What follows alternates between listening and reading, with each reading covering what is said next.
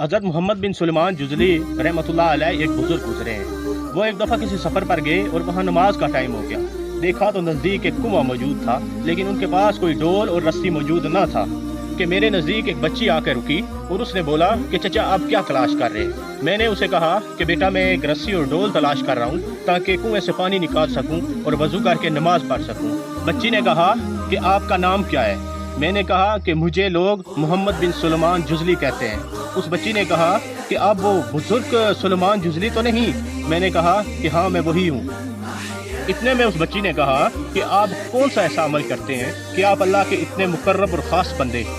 मैंने कहा कि ऐसा अमल तो मुझे कोई याद नहीं जो मैं अपने रब की बारगाह में पेश कर सकूं। उस बच्ची ने कहा कि वैसे ही लोग कहते हैं कि मोहम्मद बिन सुलेमान बहुत बड़ा वली है, बहुत बड़ा बुजुर्ग है। आप ज़रा थोड़े से पीछे हटिए। मैं थोड़ा सा पीछे हटा और उस बच्ची ने कुएं के नज़दीक खड़े होकर अपना थूक उस कुएं में डाल दिया। देखते ही देखते कि वो कुआं ऊपर आ गया और उसने कहा कि चचा अभी आप वज़ू कर लें।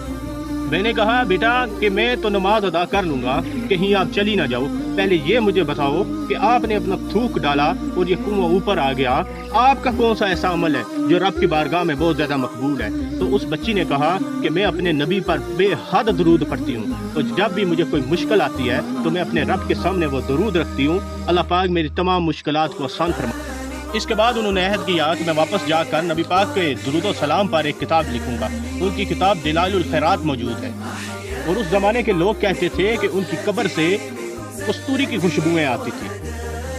77 साल के बाद उनका जस्ते खाकी निकाला गया और उन्हें शोर शहर से लेकर मराकश मुंतकिल किया गया, तो उनका जस्ते खाकी उसी तरह सही और सलामत था। उनका कफन भी मैला नहीं था। ज़मीं मैली नहीं होती, ज़मन मैला नहीं होता, मोहम्मद के गुलामों का कफन मैला नहीं होता।